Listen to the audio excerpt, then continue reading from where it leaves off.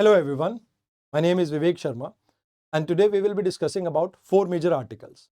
In the first article हम discuss करेंगे human rating launch vehicle Mark 3 की. Then we will be discussing about narco test. उसके बाद हम discuss करेंगे सेविंग के अंदर क्या इंडिया के अंदर चेंजेस आए हैं एंड लास्ट में आत्मनिर्भर भारत को हम इवेल्युएट करेंगे. आइए एक एक करके इन आर्टिकल्स को समझते हैं. देखिए, इंडियन गवर्नमेंट ने डिसाइड किया था कि भाई हम एक ह्यूमन स्पेस फ्लाइट प्रोग्राम भेजेंगे जिसमें 3 क्रू मेंबर्स को लोअर अर्थ ऑर्बिट में 400 किलोमीटर की हाइट पे हम लेके जाएंगे 3 दिनों के लिए और वापस उन्हें धरती पे लेके आएंगे. अब इसके लिए human rated launch vehicle mark 3 को यूज किया जाएगा जिसमें 3 आपके कैप्सूल आएंगे, जिसमें एक में एस्ट्रोनॉट रहेंगे जिसे क्रू मॉड्यूल कहा जाएगा, एक में आपका इंजन आ जाएगा that is service module and crew escape system जहां पर आप सेफली अबॉर्ट कर सकते हैं अगर कोई इमरजेंसी होती है तो उस केस में. कुछ टेस्ट हमने यहाँ पर कंडक्ट कर लिए, डेमोन्स्ट्रेशन टेस्ट 1 to 4 एंड आने वाले समय में आप ये देखेंगे कि अनक्रू मिशन होंगे 2 और फिर एक ह्यूमन मिशन होगा, ह्यूमन फ्लाइट होगी. 2035 तक हम एम कर रहे हैं कि खुद का इंडियन स्पेस स्टेशन को भी हम लॉन्च कर देंगे. अब यहाँ पे गगनयान के अंदर हमारा फोकस ये कि जो नासा का एक्सेप्टेबल लॉस रेट उसको हम यहाँ पे अचीव कर सके, दैट इज समवेयर अराउंड 0.2%. अब देखिए, इसमें ह्यूमन रेटिंग में होता क्या है कि आप एक सर्टिफिकेशन हासिल करते हैं कि जो आपका लॉन्च व्हीकल है वो सेफ है और वो सभी स्टैंडर्ड्स को मीट करता है जो ह्यूमन को स्पेस में कैरी करने के लिए सफिशिएंट है. अब बात आती है कि भाई देखो इसमें क्यों ये बहुत ज्यादा इंपॉर्टेंट हो जाता है, क्योंकि ये कॉम्प्लेक्स टेक्नोलॉजी है जहां पर आपका फेलियर के चांस बिल्कुल निग्लिजिबल होना चाहिए.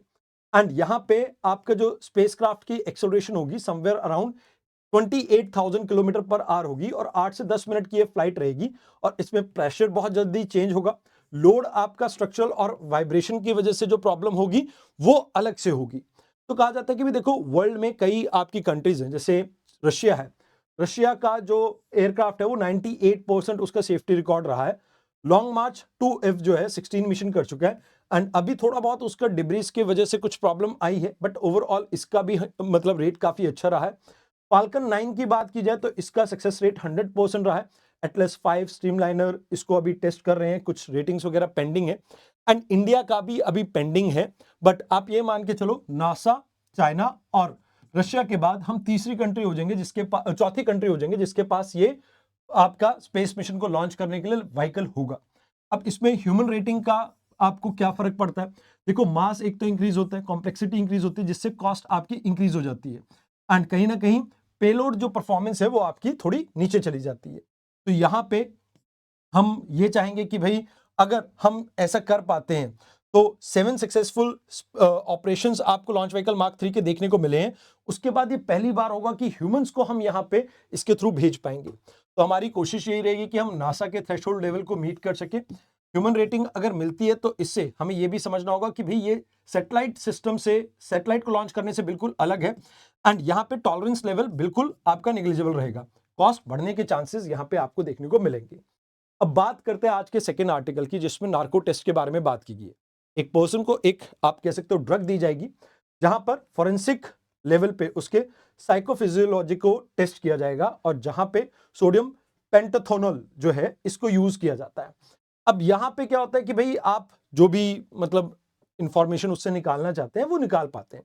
पॉलीग्राफी से थोड़ा अलग है. इसमें आप ये कह सकते हो कि थोड़ा लाइक आप ये कह सकते हो कि रिलायबल रहता है ये.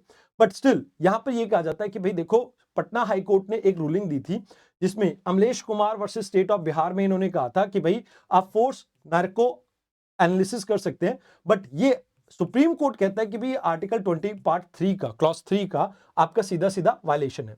तो कहा जाता है कि देखो आर्टिकल 20 क्लॉज 3 अक्यूज को प्रोटेक्ट करता है कि भाई उसे कंपेल नहीं कर सकते हो सेल्फ इंक्रिमिनेशन के लिए कि खुद के खिलाफ खुद आप गवाही नहीं दे सकते हो. तो Selvi versus state of Karnataka में भी ये चीज कही गई थी कि फ्री, वॉलंटरी और इन्फॉर्म कंसेंट के साथ आप इसे कर सकते हो एंड ये कहीं ना कहीं अगर आप करते हैं तो पर्सन का फंडामेंटल राइट यहाँ पे वायलेट होता है. क्योंकि आप देखेंगे तो राइट टू प्रिवेसी जो है ये पुट्टू स्वामी जजमेंट में जो आया था, तो यहाँ पर ये जो अगर फोर्स टेस्ट करवाते हो तो ये वायलेट करता है बॉडीली ऑटोनॉमी को एंड मेंटल प्रिवेसी को. तो आर्टिकल 14, 19 एंड 21 जो गोल्डन ट्रायंगल कहलाते हैं इंडिया के फंडामेंटल राइट्स के, ये कहीं ना कहीं इन तीनों के अगेंस्ट जाता है, इनके तीनों के एसेंस के अगेंस्ट जाता है. जहां पे आर्टिकल 14 कहता है कि भाई स्टेट आर्बिट्री कोई एक्शन नहीं ले सकता, रिस्पेक्ट की जाएगी फ्रीडम की. आर्टिकल 19 ये कहता है एंड हम फ्री एंड रीजनेबल और फेयर प्रोसीजर को फॉलो करेंगे, आर्टिकल 21 ये कहता है।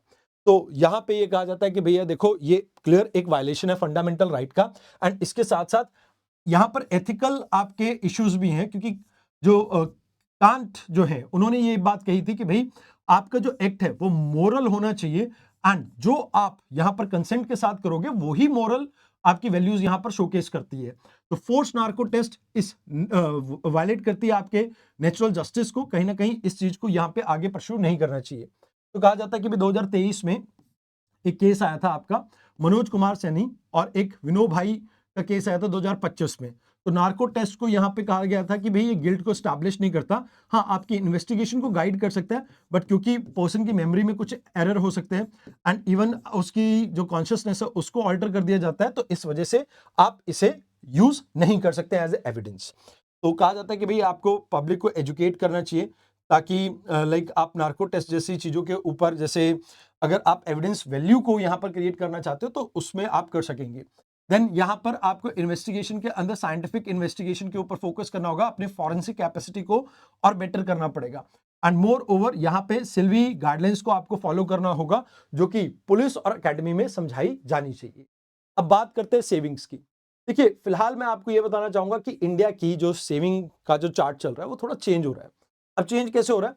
कहते हैं डोमेस्टिक हाउस होल्ड सेविंग जो है वो रिप्लेस कर रही है आपके फॉरेन इंस्टीट्यूशनल फ्लो को, यानी 19% आपको रिटेल इन्वेस्टर्स और म्यूचुअल फंड के अंदर ओनरशिप देखने को मिल रही है इक्विटी मार्केट के अंदर इनकी, एंड ये हाईएस्ट है पिछले 20 सालों के अंदर। तो कहते हैं कि भाई आज की डेट में आपको अनइक्वल पार्टिसिपेशन देखने को मिल रहा है, रिटेल इन्वेस्टर्स की वर्नेबिलिटी आपको देखने को मिल रही है, आईपीओ में ओवर इवैल्यूएशन या ओवर वैल्यूएशन आपको देखने को मिल रहा है, एंड फाइनेंशियल एक्सेस में भी एसिमेट्री आपको देखने को मिल रही है। तो कहा जाता है देखो अभी हमारा जो एफपीआई है, फॉरेन पोर्टफोलियो इनफ्लो, ये कहीं ना कहीं ग्लोबल टर्मोइल के कारण थोड़ा रिड्यूस हुआ है, बट उसके साथ साथ जो सिप है उसका इनफ्लो इंक्रीज हुआ है, म्यूचुअल फंड की पेनिट्रेशन इंक्रीज हुई है, एंड डायरेक्ट इक्विटी के अंदर भी लोग बहुत ज्यादा पार्टिसिपेट कर रहे हैं। 71 आपके आईपीओ इस साल आए थे जिन्होंने 1 लाख करोड़ के आसपास इन्वेस्टमेंट हासिल की है, एंड आप ये मान के चलो कि ये लाइक काफी अच्छा आपका रिकॉर्ड रहा है।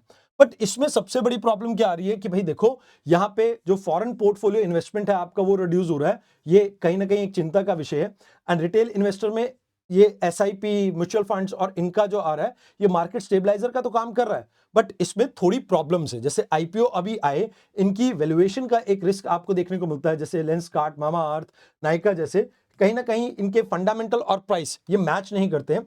एक परफॉर्मेंस की भी प्रॉब्लम है, जैसे आपके एक्टिव फंड मैनेजर्स जो हैं वो इस चीज को समझने में थोड़े नाकामयाब हैं कि भाई जो रिस्क है एंड फी है उसको प्रॉपर ये एडजस्ट नहीं कर पा रहे हैं। देन यहाँ पे लास्ट में बात आती है कि भाई देखो आप अनइक्वल आउटकम्स यहाँ पे देखते हो, जैसे एक एग्जांपल दिया जाता है कि भी म्यूचुअल फंड जो है वो कंसंट्रेटेड है आपके अर्बन एरियाज में, एंड कहीं ना कहीं ये एक बड़ी प्रॉब्लम है कि रूरल एरिया को इसका एक्सपोजर नहीं मिल पाता है। अब इन इक्विटी की बात की जाए, इनइक्वालिटी की बात की जाए, तो ये भी कहीं ना कहीं आपकी इंक्रीज होगी जब यहाँ पे जो मार्जिनल पॉपुलेशन है उसको निगलेक्ट कर दोगे आप। अब बात की जाती है कि भाई निफ्टी के अंदर अगर आप पिछले 23 साल के लो पॉइंट की बात करें तो ये एक हमारे लिए कंसर्न है, एंड इसके अलावा जो एक्सेस की एसिमेट्री है, क्योंकि देखो इनसफिशिएंट आपको फाइनेंशियल डिस्क्लोजर मिलता है जिसकी वजह से इन्वेस्टर के अंदर उतनी लिटरेसी लेवल भी नहीं है कि किस इक्विटी में उसको इन्वेस्ट करना है, कहां पर इन्वेस्ट करना है, तो इस वजह से कई बारी लोगों का पैसों का नुकसान भी हो जाता है, जैसे मिस सेलिंग कर देते हैं, ओवर वैल्यूएशन आपको देखने को मिलती है, एंड कई बारी तो कुछ प्रोडक्ट की फीस भी बहुत हाई आपको देखने को मिल जाती है। तो ये प्रॉब्लम्स आपको देखने को मिल रही हैं। अब बात करते हैं आत्मनिर्भर भारत की। देखिए क्या इंडिया सही ट्रैक पे है आत्मनिर्भर भारत में, जहां पर हम डोमेस्टिक प्रोडक्शन को इंक्रीज करना चाहते हैं? तो ऑथर कहते हैं कि देखो वैसे कोई दिक्कत नहीं है यहाँ पे, बट आपकी इंडिजिनस आर&डी बहुत कम है और जो आपके डिजाइन की डेप्थ है वो भी बहुत पुअर है, जिसकी वजह से आज भी हम फॉरेन कंपनीज के ऊपर बहुत ज्यादा डिपेंडेंट है। आप चाइना, ताइवान, साउथ कोरिया की बात करें तो ये ग्लोबल वैल्यू चेन के अंदर बहुत ज्यादा डीपली आप कह सकते हो इन्वॉल्व है, बिकॉज ये डिजाइन, आईपी यानी इंटेलेक्चुअल प्रॉपर्टी राइट क्रिएशन में, आर&डी में, मैन्युफैक्चरिंग में एंड एडवांस इंजीनियरिंग में बहुत आगे हैं। तो कहते हैं कि भी देखो यहाँ पे आपको ये समझना होगा, इंडिया का जैसे फार्मास्यूटिकल सेक्टर है 20% हम जेनरिक मेडिसिन की एक बड़ी हब बने हुए हैं, बट एक्टिव फार्मास्यूटिकल इंग्रेडिएंट्स या इंटरमीडिएट्स जो हैं वो आज भी हम बाहर से इंपोर्ट करते हैं। तो इसके पीछे रीजन क्या है कि R&D बहुत ज्यादा नहीं है। वंदे भारत एक बड़ा अच्छा एग्जाम्पल है, बट ये एक इंक्रीमेंटल चेंज है, कोई कोड डिजाइन या इंजीनियरिंग में आपने बहुत ज्यादा इसमें चेंज नहीं किया। तो मेट्रोस की भी बात की जाए तो इसमें भी आप फॉरेन टेक्नोलॉजी के ऊपर जैसे सिग्नलिंग, रोलिंग स्टॉक और इन सब में बहुत ज्यादा डिपेंडेंट है फॉरेन कंट्रीज के ऊपर। सेमीकंडक्टर इकोसिस्टम में भी सेम चीज चल रही है, आप खुद से यहाँ पे डिजाइन तो क्रिएट कर नहीं रहे हैं। अब इससे प्रॉब्लम क्या होती है कि भाई इंडिजिनस आपकी चिप आईपी नहीं है, तो आप दूसरी कंट्री के ऊपर बहुत ज्यादा डिपेंडेंट है।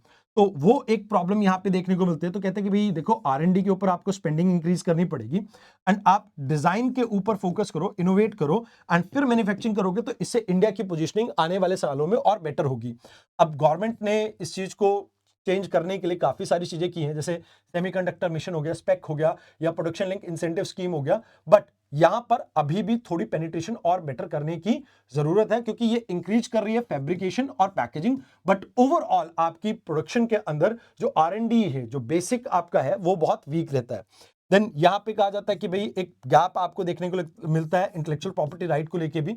अभी भी ये एक्सटर्नल ही है, डोमेस्टिक टैलेंट हम अभी भी इसमें यूज नहीं कर पा रहे। मैन्युफैक्चरिंग एक्सपैंड कर रही है, बट इसमें आप देखिए कि जो डीप डिजाइन है, मटेरियल साइंस है, एडवांस टेक्नोलॉजी है, उसमें R&D इंडिया की बहुत वीक है। इसके साथ साथ हमारे को आप देखिए जो यहाँ पे प्रॉब्लम देखने को मिल रही है, वो आत्मनिर्भर भारत इनोवेशन कहीं ना कहीं उसको लेके आना चाहिए था। इंडिया के अंदर इनोवेशन होनी चाहिए थी, इंडिया के अंदर खुद के R&D डिजाइन वगैरह क्रिएट होते हैं। बट यहाँ पे प्रॉब्लम क्या है कि हम एक असेंबली लाइन बन के यहाँ पे रह गए हैं। तो यहाँ पे क्या जाता है कि भाई देखो, आप R&D कीजिए, डिजाइन क्रिएट कीजिए, आईपी यानी इंटेलेक्चुअल प्रॉपर्टी राइट लेके आइए, फैब्रिकेशन कीजिए, एडवांस मैन्युफैक्चरिंग कीजिए, और इससे एक्चुअल में इंडिया की ग्रोथ को हम और बेटर कर सकते हैं। दिस वर दी आर्टिकल्स जो आज हमें कवर करने थे। आज के डिस्कशन में इतना ही। आई होप आपको डिस्कशन अच्छी लगी हो। धन्यवाद।